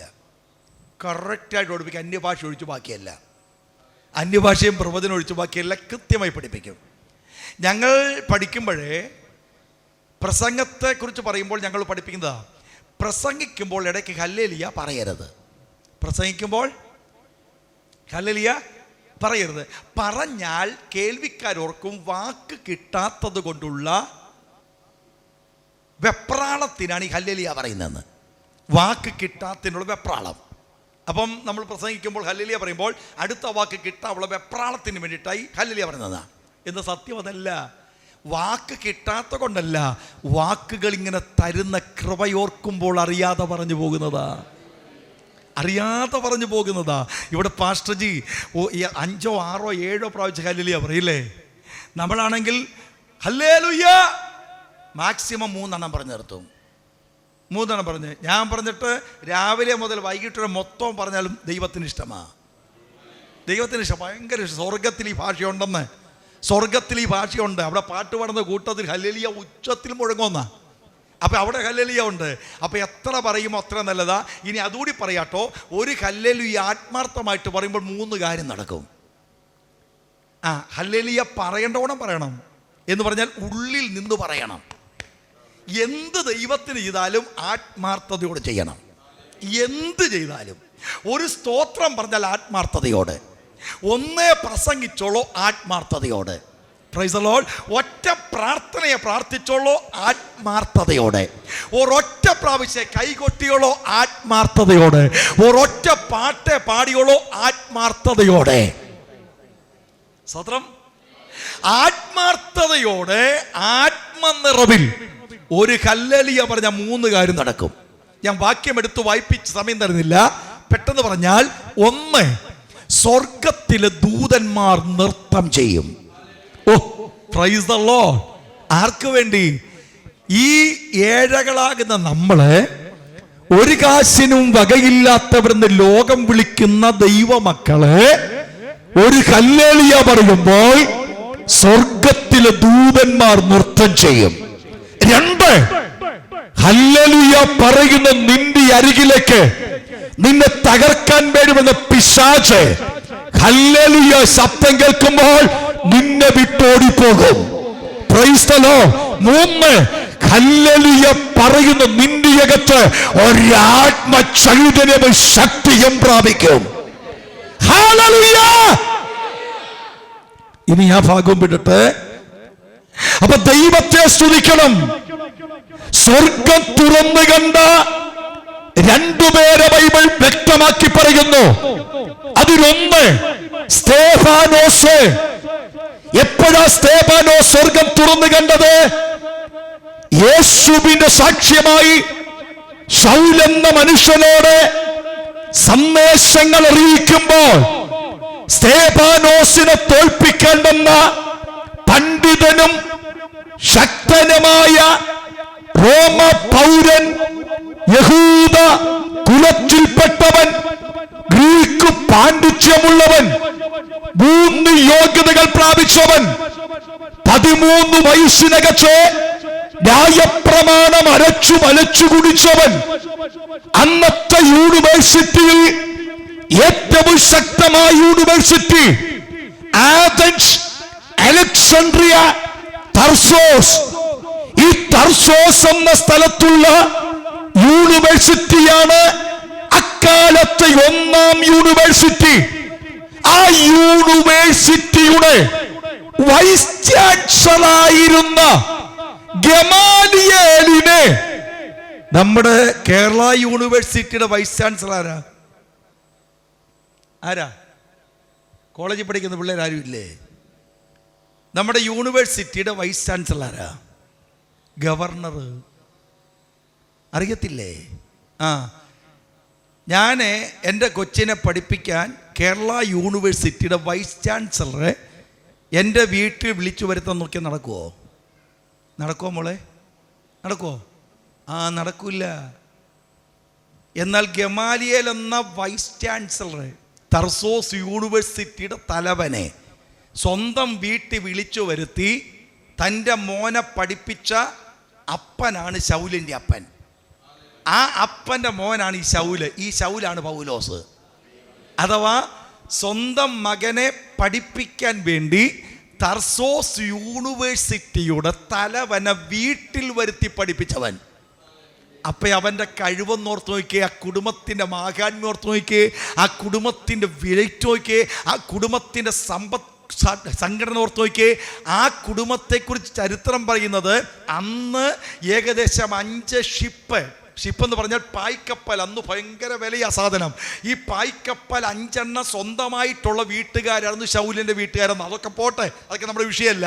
അപ്പൊ ഇത്രയും ശക്തനായവനെ സ്തേഫാനോസിന്റെ വായടപ്പിക്കാൻ വേണ്ടി പുരോഹിതന്മാർ വരുത്താനും കാരണമുണ്ട്. അനവധി വ്യക്തികൾ വന്ന് ഈ വ്യക്തിയോട് സംസാരിച്ചവരൊക്കെ മുട്ടുമടക്കാൻ തുടങ്ങി. അവരൊക്കെ ഓർത്തു, ഈ സ്തേഫാനോസ് ആണെ പഠിച്ചിട്ടില്ല, ഇവൻ സ്കൂളിൽ പോയിട്ടില്ല, ഇവൻ അക്ഷരാഭ്യാസം ഒന്നും എഴുതി പഠിച്ചവനല്ല, ഇവൻ ആകെ ചെയ്യുന്ന ജോലി മേശയിൽ സൂക്ഷിക്കുന്ന ജോലിയാ. Price the Lord. അപ്പസ്തോല പ്രവൃത്തിയുടെ പുസ്തകം വായിക്കണ്ട, 6-ാം അധ്യായത്തിലേക്ക് വരുമ്പോൾ മേശയിൽ സൂക്ഷിക്കാൻ 7 പേരെ തെരഞ്ഞെടുത്ത കൂട്ടത്തിൽ ഒരുവൻ ആരാ? സ്തേഫാനോസാ. അപ്പൊ മേശയിൽ സൂക്ഷിക്കാൻ വേണ്ടി വിളിക്കപ്പെട്ടവനാ ഇവന് വലിയ വിദ്യാഭ്യാസമൊന്നുമില്ല, വലിയ കഴിവൊന്നുമില്ല, വലിയ ആവേശഭരിതമായ ചിന്താഗതിയൊന്നും ഇവന്റെ കയ്യിലില്ല. ഇവന്റെ പക്കൽ ആ ലാവണ്യമായ വാക്കുകളൊന്നും ഒഴുക്കാനുള്ള കപ്പാസിറ്റി ഒന്നുമില്ല. പക്ഷേ ഇവന്റെ മുൻപിൽ വന്ന മുഴുവൻ പണ്ഡിതന്മാരും യേശുവിന്റെ വചനം ഇവനോട് വരുന്ന കേട്ട്, ഇവന്റെ നാവിന്ന് വരുന്ന കേട്ട് അവന്മാര് മുട്ടുമടക്കി ഓടിക്കഴിഞ്ഞപ്പോൾ മഹാപുരോഹിതൻ നോക്കി, ഇവന്റെ വാക്കിനെ വളച്ചൊടിക്കാൻ ആർക്കും കഴിയുന്നില്ല, ഇവന്റെ വാക്കിനെ അടിച്ചിരുത്താൻ ആർക്കും സാധിക്കുന്നില്ല. അങ്ങനെ വന്നാൽ നാം ഒക്കെ പരാജയപ്പെടുമെന്ന് കണ്ടപ്പോൾ നാട്ടുകാരുടെ സംഘത്തെ വിളിച്ചുകൂട്ടി മഹാപുരോഹിതൻ ഒരു സമ്മേളനമാക്കി. ആ സമ്മേളനത്തിൽ ചർച്ചയായി. ആ ചർച്ചകൾ തീരുമാനമെത്തി, ഒരുവനുണ്ട് ഇവനെ തോൽപ്പിക്കാൻ കരുത്തുറ്റവൻ. ആരാണ്? യഹൂദന് വേണ്ടി ചാകാൻ നടക്കുന്നവൻ, ജൂതന് വേണ്ടി മരിക്കാൻ നടക്കുന്നവൻ. അവന് 13-ാം വയസ്സിനകത്ത് ന്യായപ്രമാണം മുഴുവൻ കാണാപ്പാഠം പഠിച്ചവൻ. കൂടാതെ ഗമാലിയേലിന്റെ കാൽക്കലിരുന്ന് അഭ്യാസനം നടത്തിയവൻ. ആരവൻ? ശൗൽ എന്ന മനുഷ്യൻ. കൊണ്ടുപോ അവനെ. അവനെ കൊണ്ടുവന്നു. അവൻ വന്നപ്പോൾ ചോദിക്കുക, അയ്യോ ഇവനെയാണോ ഞാൻ തോൽപ്പിക്കേണ്ടത്? എന്ന ചിന്തയിൽ ഈ മനുഷ്യന്റെ മുൻപിൽ ഇവൻ വലിയവനായി നിന്നുകൊണ്ട് സംസാരിക്കാൻ വാ തുറന്നു. ഇവൻ സംസാരിക്കാൻ വാ തുറന്നത് ജ്ഞാനം വെച്ചുകൊണ്ട്. ഇവൻ സംസാരിക്കാൻ വാ തുറന്നത് പാണ്ഡിത്യം വെച്ചുകൊണ്ട്. ഇവൻ സംസാരിക്കാൻ വാ തുറന്നത് കുടുംബ പാരമ്പര്യം വെച്ചുകൊണ്ട്. ഇവൻ സംസാരിക്കാൻ വാ തുറന്നത് യഹൂദന്റെ പ്രമാണം വെച്ചുകൊണ്ട്. എന്നാൽ താഴെ ഒരുവൻ ഇരിപ്പുണ്ട്, അവന്റെ പേര് സ്തേഫാനോസ് എന്ന. അവന് പാരമ്പര്യമില്ല, അവന് പാണ്ഡിത്യമില്ല, അവന് പറയത്തക്ക കഴിവുകളൊന്നുമില്ല. പക്ഷെ അവൻ വാ തുറന്നു. ആ വാ തുറന്നപ്പോൾ അവനെ നാവിൽ കൂടി പുറത്തു വന്നത് സ്തേഫാനോസിന്റെ വാക്കല്ല, ദൈവത്തിന്റെ വാക്ക്. അവനെ നാവിൽ നിന്ന് പുറത്തു വന്ന് കഴിഞ്ഞപ്പോൾ ജ്ഞാനത്തിൽ വന്ന ശൗല് മുട്ടുമടക്കി. അവൻ മുട്ടുമടക്കി തോൽവി സമ്മതിച്ചു. മഹാപുരോഹിതന്മാർക്ക് മനസ്സിലായി, ഇവനെ വിട്ടാ പറ്റൂല. അവർ കൂട്ടം കൂടി നിശ്ചയിച്ചു, ഇവനെ കൊല്ലണം. അങ്ങനെ കൊല്ലാൻ വേണ്ടി കല്ലുകൾ പെറുക്കിക്കൊണ്ടുവന്നു. ഇവൻ മുട്ടിന്മേൽ നിൽക്കുക. ആരെ? സ്തേഫാനോസ്.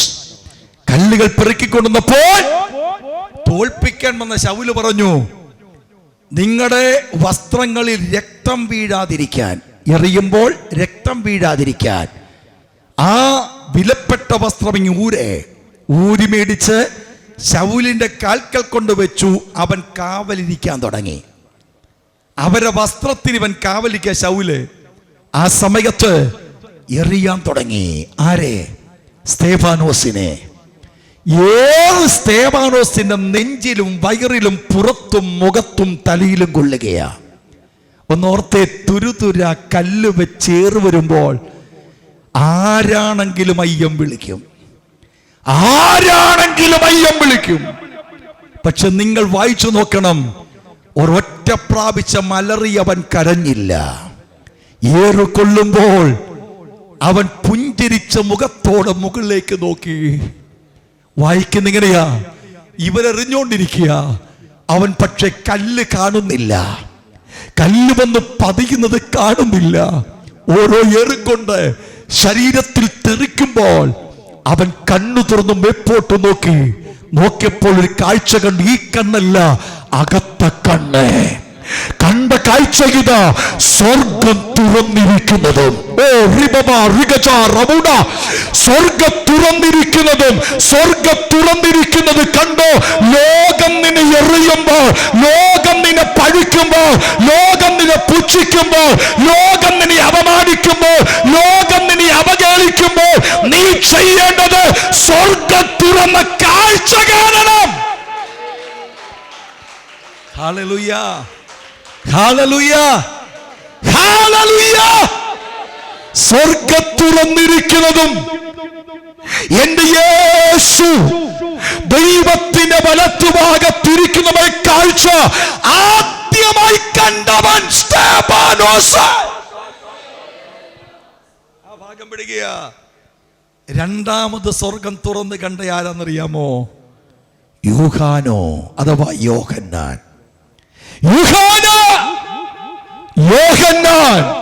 എന്താ കണ്ടത്? 4-ാം അധ്യായം എടുക്കും മക്കളെ.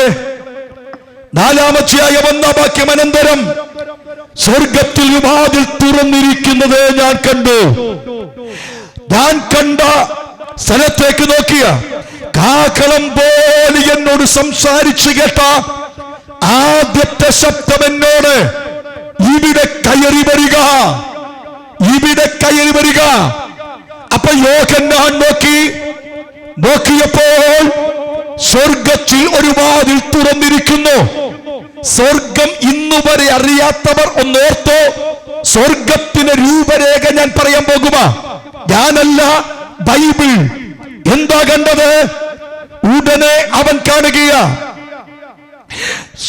ഞാൻ നോക്കി, സ്വർഗത്തിൽ ഒരു സിംഹാസനം വെച്ചിരിക്കുന്നു. തുറന്ന വാതിൽ വഴി യോഹന്നാൻ അകത്തേക്ക് നോക്കിയപ്പോൾ കണ്ട കാഴ്ച, സ്വർഗത്തിൽ ഒരു സിംഹാസനം, സിംഹാസനത്തിൽ ഒരുത്തൻ ഇരിക്കുന്നു. ഹല്ലേലൂയ! സിംഹാസനത്തിൽ ഒരുത്തൻ ഇരിക്കുന്നു. ആരായിരിക്കുന്നത്? ഇരിക്കുന്നവൻ കാഴ്ചയ്ക്ക് സൂര്യകാന്തത്തോടും പത്മരാഗത്തോടും സദൃശ്യൻ. ഹല്ലേലൂയ! ആയിരിക്കുന്നവൻ സൂര്യകാന്തത്തോടും പത്മരാഗത്തോടും സദൃശ്യൻ. അടുത്തത്, സിംഹാസനത്തിന് ചുറ്റും കാഴ്ചയ്ക്ക് മരകത്തോട് സദൃശ്യമായ ഒരു പച്ചവില്ല്. സിംഹാസനത്തിന് ചുറ്റിലും 24 സിംഹാസനങ്ങൾ. ആ സിംഹാസനങ്ങളിൽ വെള്ളയുടുപ്പ് ധരിച്ചുകൊണ്ട് സിംഹാസനങ്ങൾ ഇരിക്കുന്ന 24 മൂപ്പന്മാർ. നമ്മൾ ഈ സ്വർഗം എന്ന് ചുമ്മാ പറഞ്ഞാ പോരാ. ഇനി സ്വർഗത്തെ പഠിച്ചാലും കേട്ടോ, സ്വർഗത്തിന് 3 ഭാഗമുണ്ട്. സ്വർഗം, സ്വർഗാദി സ്വർഗം, അത്യുന്നത സ്വർഗം. അതിപ്പോ എടുക്കുന്നില്ല, സ്വർഗത്തിലേക്ക് നോക്കുകയാ. നിങ്ങൾ ചുമ്മാ സ്വർഗം എന്ന് പറയരുത്. ഇതാണ് സ്വർഗം. സ്വർഗത്തിൽ ഒരു വാതിൽ തുറന്നു. നോക്കിയപ്പോൾ ഒരു സിംഹാസനം, അതിൽ ഒരുവൻ ഇരിക്കുന്നു. ആരായിരിക്കുന്നവൻ? സൂര്യകാന്തം പോലെ ജ്വലിക്കുന്നവൻ, പത്മരാഗം പോലെ പ്രകാശിക്കുന്നവൻ, പ്രകാശം എടുത്തുടുത്തവൻ. ഓ ഹല്ലേലൂയ, ഹല്ലേലൂയ. അതിന് ചുറ്റും 24 സിംഹാസനങ്ങൾ, അതിൽ 24 മൂപ്പന്മാർ. അവരുടെ തലയിൽ പൊൻകിരീടം. ഓ ഹല്ലേലൂയ. സിംഹാസനത്തിൽ നിന്ന് മിന്നലും നാദവും ഇടിമുഴക്കവും പുറപ്പെട്ടു. ദൈവത്തിന്റെ 7 ആത്മാക്കളായ 7 ദീപങ്ങൾ സിംഹാസനത്തിന് മുമ്പിൽ ജ്വലിച്ചുകൊണ്ടിരുന്നു. സിംഹാസനത്തിന് മുൻപിൽ പളുങ്കിനൊത്ത കണ്ണാടിക്കടൽ.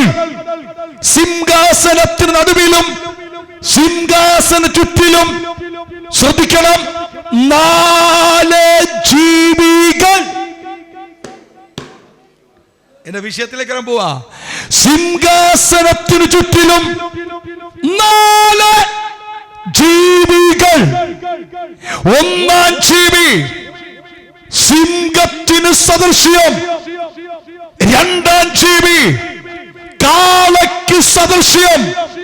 മൂന്നാം ജീവി മനുഷ്യമുഖത്തിന് സദൃശ്യം. നാലാം ജീവി പറക്കുന്ന കഴുകനെ സാദൃശ്യം. ഹല്ലേലൂയ, ഹല്ലേലൂയ, ഹല്ലേലൂയ. അങ്ങനെ ഇരിക്കുമ്പോൾ യോഹന്നാൻ കാണുകയാ, സിംഹാസനത്തിൽ ഇരിക്കുന്നവന്റെ കയ്യിൽ അകത്തും പുറത്തുമെടുത്തുള്ള ഒരു പുസ്തകം ഇരിക്കുന്നു. Hallelujah, hallelujah. ആ പുസ്തകത്തിന് 7 മുദ്ര. 7 മുദ്രയാൽ മുദ്ര ചെയ്യപ്പെട്ട, അകത്തും പുറത്തും എഴുത്തുള്ള ഒരു പുസ്തകം. ഒരു ശബ്ദം മുഴങ്ങി. പുസ്തകം വാങ്ങുവാനും 7 മുദ്രയും പൊട്ടിപ്പാൻ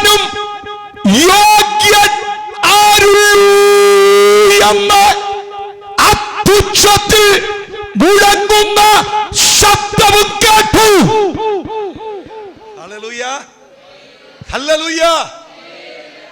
യോഹന്നാൻ നോക്കിയിരിക്കുക.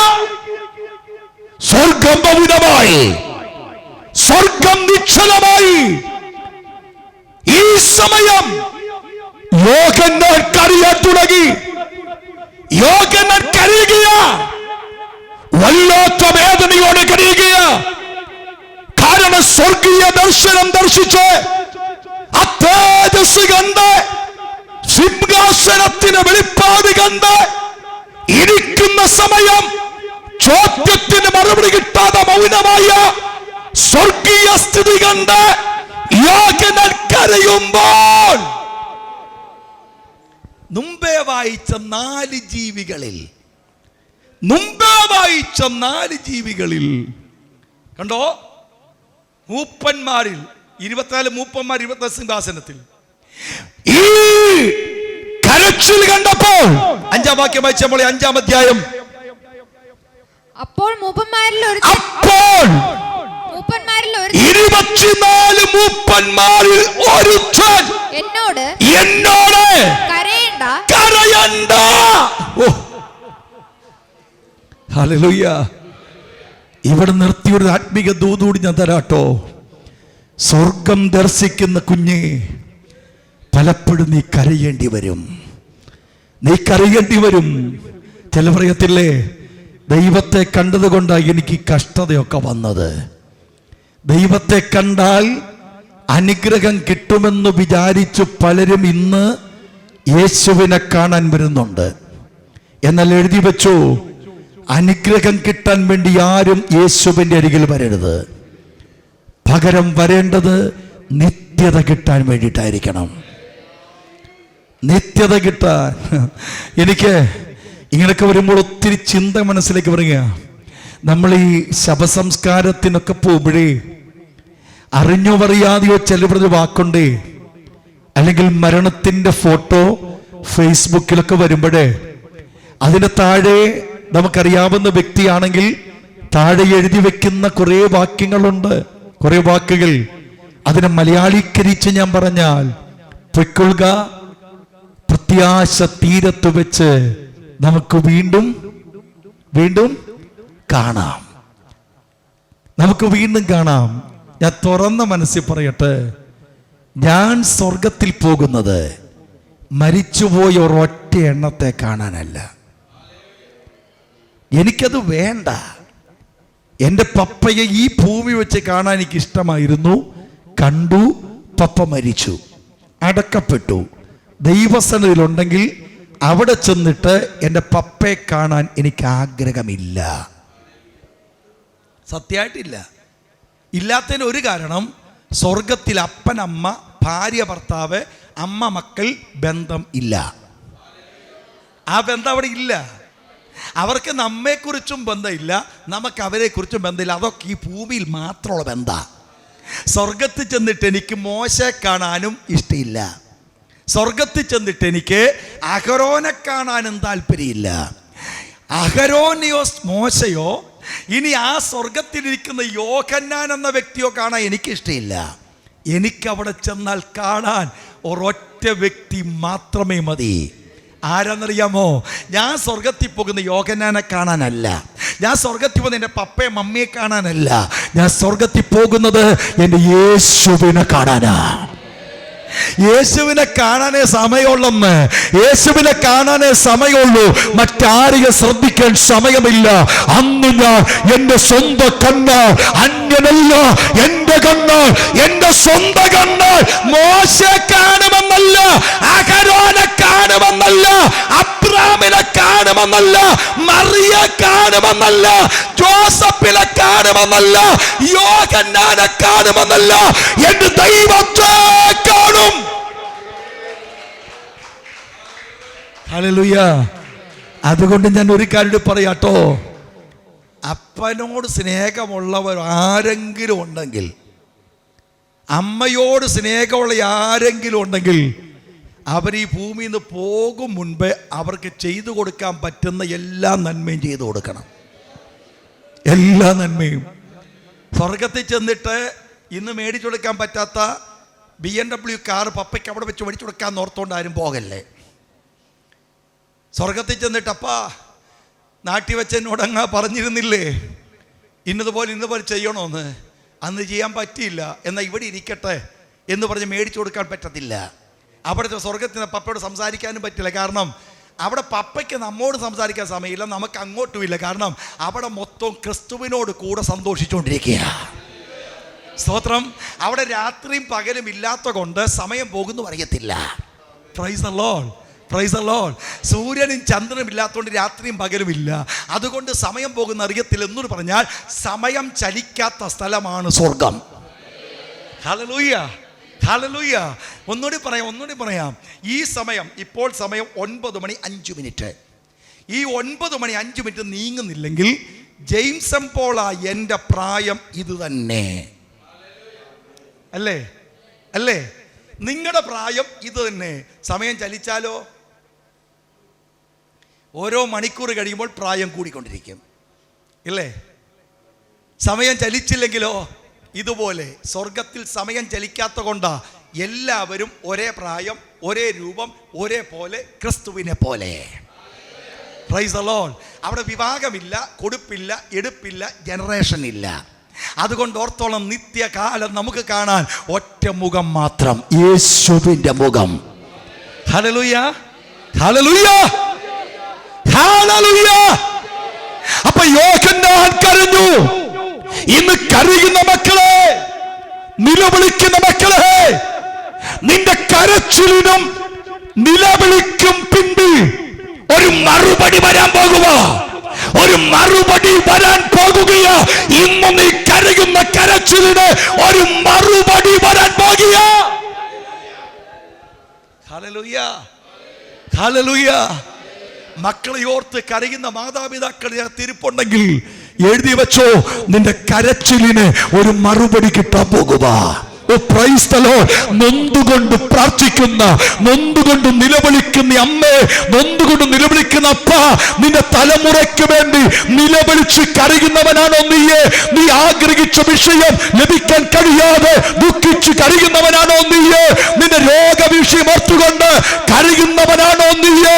നിന്റെ ജീവിത പ്രശ്നമോർത്ത് നിലവിളിക്കുന്ന വ്യക്തിയാണോ നീയെ? ഇന്ന് രാത്രി എഴുതി വെച്ചോ, നിന്റെ കരച്ചിലിന്, നിന്റെ കണ്ണുനീരിന് ഒരു മറുപടി വരാൻ പോകുകയോ. ഹല്ലേലൂയ. യോഹന്നാൻ കരഞ്ഞു. കരഞ്ഞുകൊണ്ട് നിൽക്കുമ്പോൾ 24 മൂപ്പന്മാരിൽ ഒരുവൻ വന്നു. യോഹന്നാനെ കരയണ്ട. അടുത്ത വാക്കാണ് എന്നെ ഏറ്റവും ചിന്തിപ്പിച്ചത്. വായിക്കും മക്കളെ. യഹൂദാ ഗോത്രത്തിലെ സിംഹവും. ആ വാക്കുകൂടി ചേർത്ത് വായിക്കും മോനെ. അപ്പോൾ മൂപ്പന്മാരിൽ ഒരുത്തൻ കരയുന്ന എന്നോട് കരയണ്ട. യഹൂദാ ഗോത്രത്തിലെ സിംഹവും. വാക്ക് ശ്രദ്ധിക്കേ. യഹൂദാ ഗോത്രത്തിലെ സിംഹവും ദാവീദിന്റെ വേരുമായ അവൻ പുസ്തകവും അതിന്റെ 7 മുദ്രയും തക്കവണ്ണം ജയം പ്രാപിച്ചിരിക്കുന്നു. Hallelujah, hallelujah. ആ കരച്ചിലങ്ങ് മാറി. യോഹന്നാൻ ഇങ്ങനെ നോക്കിയിരിക്കുക. ആരെ കാണാൻ? ആരെ കാണാൻ?